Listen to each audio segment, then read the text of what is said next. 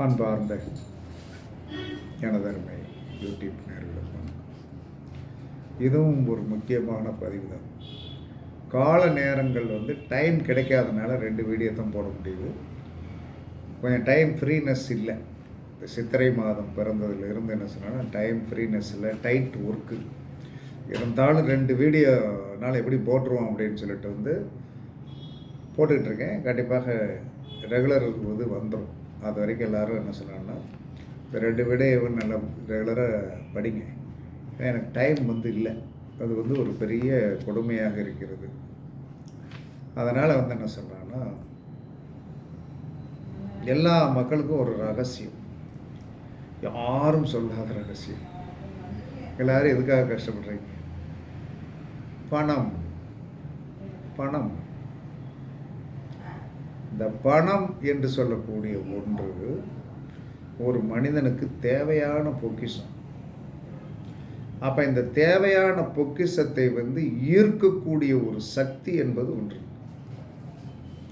ஈர்க்கக்கூடிய சக்தி. எல்லா நாளும் கோயிலுக்கு போயிட முடியுமா? முடியாதுதான். ஏன்னா அப்படி ஒரு முறை வச்சு கரெக்டாக நீங்கள் போனீங்கன்னா என்ன சொன்னால் அதை தடுக்கிறதுக்கு பஞ்சபூத சக்திகள் 1000 சக்திகள் உருவெடுத்து அப்படியே என்ன சொன்னால் அப்பிக்கிட்டு நிற்கும். எல்லாருடைய வீட்டிலும் ஒரு பஞ்சாங்க கைப்பிரதி தயவு செய்து வைத்துக் கொள்ளுங்கள். காலையில் எந்திரிச்ச உடனே பஞ்சாங்கத்தை நல்லா படிங்க. இன்னைக்கு என்ன கிழமை, என்ன நட்சத்திரம், என்ன திதி, என்ன யோகம், என்ன காரணம் என்பதை படிப்பது பஞ்சபூதங்களை என்ன சொன்னான்னா நாம் வசியப்படுத்துவதற்கு சமம். இன்னைக்கு கிழமை சனிக்கிழமை, சஷ்டி திதி, அதற்கடுத்து போராட நட்சத்திரம். அப்போ அந்த திதி இதெல்லாம் படிக்கணும். இப்படி படிப்பதனால் நம்மளுடைய பஞ்சபூதத்தில் நம்ம என்ன சொன்னோன்னா ஒரு இன்னைக்கு நாளுடைய தன்மைகள் இது, இன்ன கிழமை, திதி, யோகம், கரணம், நட்சத்திரம் இதெல்லாம் ஓடிக்கிட்டு இருக்கு அப்படிங்கிறது நமக்கு மனதளவில் தெரியும். இது ஜோதிடர்கள் தான் படிக்கணும் அப்படிங்கிற, எல்லாரும் படிக்கலாம், யார் வேணாலும் படிக்கலாம். ஒரு வீட்டில் பஞ்சாங்கம் இருந்தது என்று சொன்னால் பஞ்சபூத சக்தி என்ன சொன்னால் நமக்கு பலன் கொடுக்கும். பஞ்சாங்கம் சிறப்பானது. பஞ்சாங்கத்தை விலைக்கு வாங்குங்கள். வாங்கி உங்களுக்கு பிடிச்ச திருக்கணிதம் வாங்கினாலும் வாங்க, வாக்கியம் வாங்கினாலும் அது உங்களுடைய இஷ்டம். நீங்கள் எந்த பக்கத்தில் என்ன சொன்னாலும் அதை பற்றி கிடையாது. ஜோதிடம் சொல்வதற்கு எந்த பஞ்சாங்கம் நமக்கு வச்சுருந்தாலும் ஜோதிடம் கேட்பவர் நாம் சொல்வது சரியாக இருக்கணும். அவ்வளோதான். நான் எதை வச்சு சொன்னேன், அவருக்கு என்ன, அவருக்கு தேவை என்ன சொல்கிறேன்னா இது தானா, நீங்கள் சொல்கிறது கரெக்டு, இல்லைன்னா இல்லை அப்படிங்க போகிறது. அவ்வளோதான், வேறு ஒன்றுமே கிடையாது. அதனால் என்ன சொல்கிறேன்னா நீங்கள் செய்ய வேண்டியது ஒன்றே ஒன்று தான்.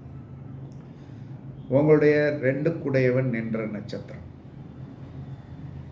அதுக்கடுத்து உங்களுடைய 6 குடையவன் நின்ற நட்சத்திரம், உங்களுடைய 10 குடையவன் நின்ற நட்சத்திரம். இவ்வளோதான்.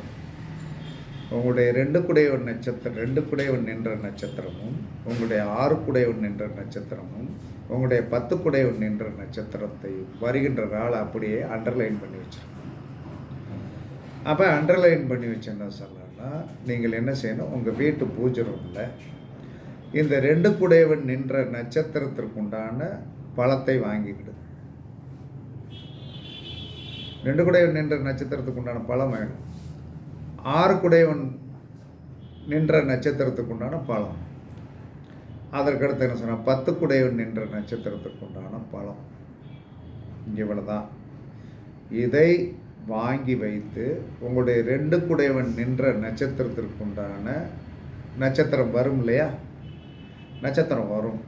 அந்த நட்சத்திரம் வருகின்ற அன்று என்ன சொன்னான்னா ஒரு நல்ல அகல் விளக்கு, அகல் விளக்குனா 1 மணி நேரம் எரிகின்ற மாதிரி ஒரு அகல் விளக்கை மண் கிளியஞ்சட்டியை ரெடி பண்ணி என்ன செய்யணும்னா தேங்காய் எண்ணெயில் தான் விளக்கு போடும்.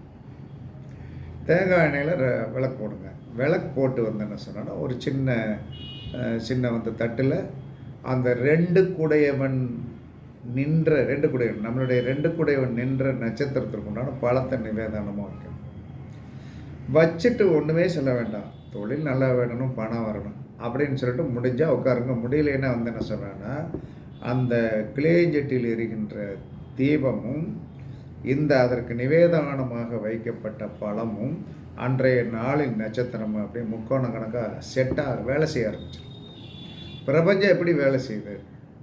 பிரபஞ்சத்துக்கு யாராவது சொல்லி கொடுத்துட்டா இருக்கமா, இப்படி இணையணும், இப்படி இணையணும், மழை என்னைக்கு வரணும், அதெல்லாம் ஒன்றும் கிடையாது. கரெக்டாக அந்த இணைக்க தெரியும். 2 குடையவன் நட்சத்திரம், 2 குடையவன் நின்ற நட்சத்திரம் ஓடணும். 2 குடையவன் நின்ற நட்சத்திரத்திற்குண்டான உணவு என்று சொல்லக்கூடிய அந்த பழத்தை வைக்கணும். தேங்காய் எண்ணெயில் தீபம் ஏற்றும்.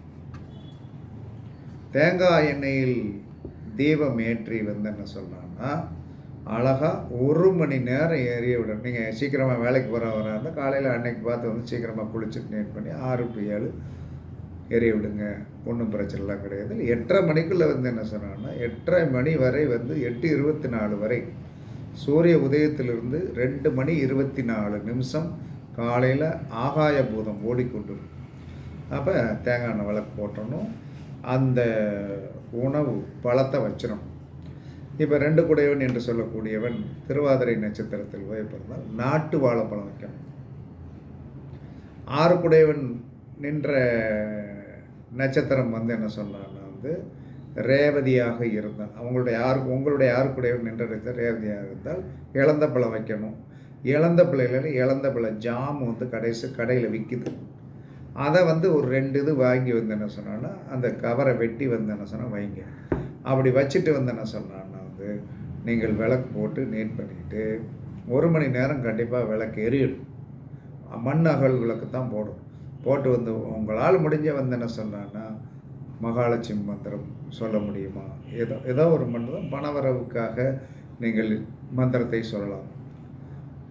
அந்த நட்சத்திரத்துக்கு உண்டான அதிதேவதைக்கு உண்டான மந்திரத்தை நீங்கள் சொல்லலாம். அது உங்களுடைய விருப்பம். என்னை பொறுத்தவரை விளக்கு அதுக்குண்டான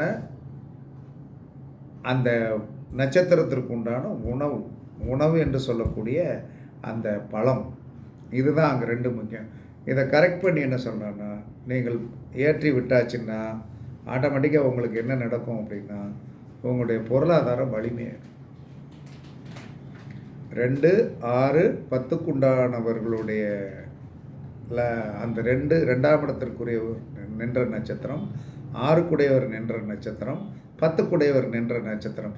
இந்த நட்சத்திரத்தில் நாளில் என்ன சொன்னால் கரெக்டாக நீங்கள் வேலையை பாருங்கள்.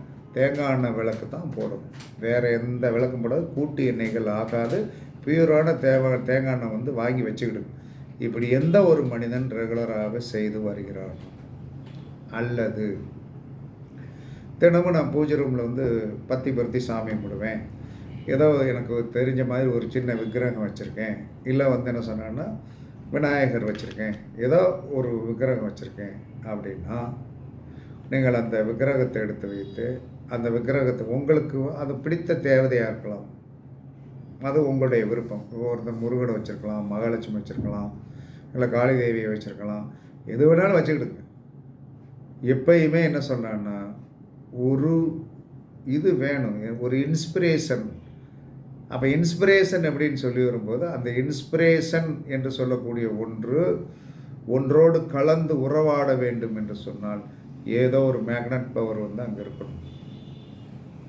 அதற்கு தான் நான் அடிக்கடி சொல்லுவேன், பாதரசத்தால் செய்யப்பட்ட வலம்புரி விநாயகரை வையுங்கள், வீட்டில் வச்சு வழிபாடு பண்ணுங்கள், சிறப்பாக இருக்கும் அப்படின்னு சொல்லுவதற்கு காரணம் இல்லாமல் இல்லை.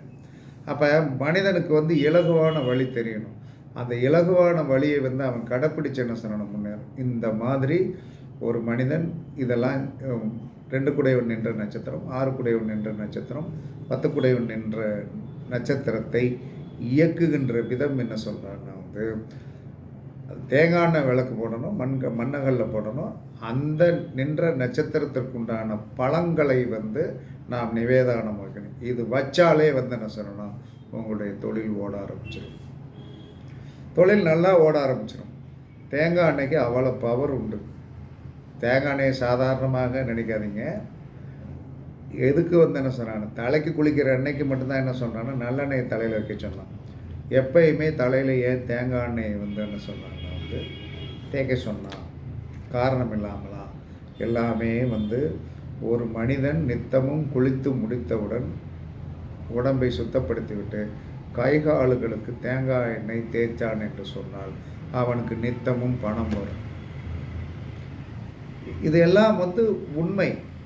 சில பேர் காலை பார்த்தீங்கன்னு வைங்க, கன்றாவே இருக்கும். என்ன தேய்க்கிறது கிடையாது. அந்த பின்னாடி காலில் அதை எப்படி அதை பண்படுத்தணும். பாதம் என்பது என்ன சொல்லலாம்னா மகாலட்சுமி. பாதம் என்பது மகாலட்சுமி.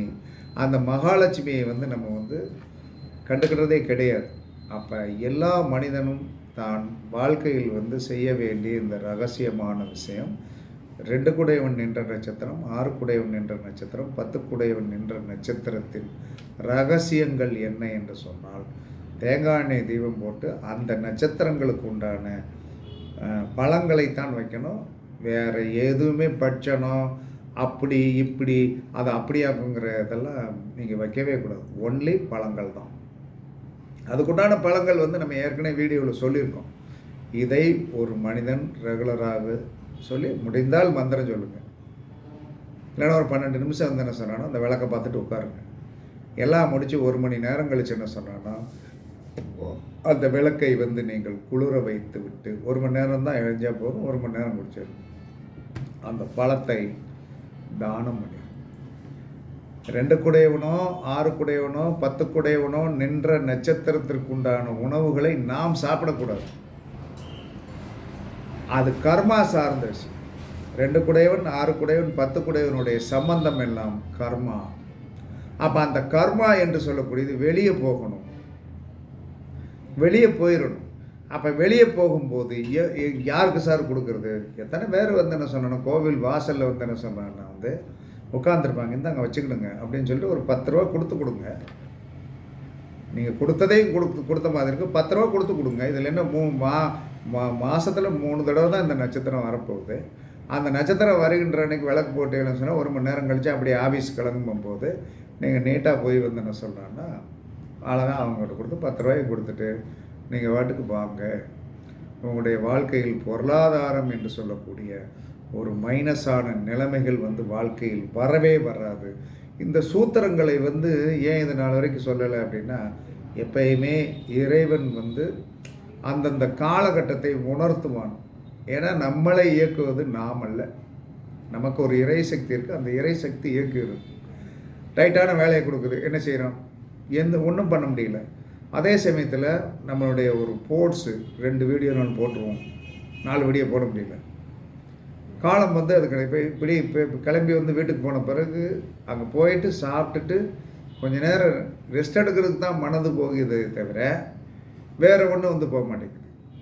அப்போ அதுக்குண்டான வீட்லேயே செட்டிங்ஸ் இருக்குது இந்த வீடியோ போடுறதுக்குண்டானது. ஆனால் காலம் டைட்டாக இருக்குது. அதுக்கு தக்கன நம்மளும் மாறிக்கிடணும். உடலை ரொம்ப புண்படுத்திக்கிடக்கூடாது அப்படிங்கிறதுக்காக நம்ம செஞ்சிட்ருக்கோம். அதனால் கண்டிப்பாக என்ன சொன்னோன்னா நிறையா போடணும் அப்படிங்கிறது தான் ஆசை.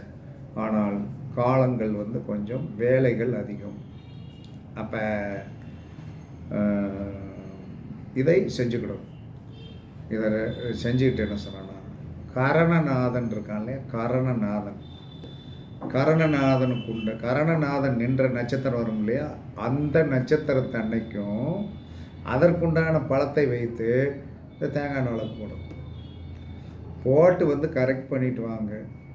எல்லா விதத்திலும் நீங்கள் என்ன சொன்னா சிறப்பான மனிதராக பரிமளிப்பதற்கு நட்சத்திரங்களே என்றைக்கும் நன்றாக உங்களுக்கு வலிமையைப்படுத்தி விடும்.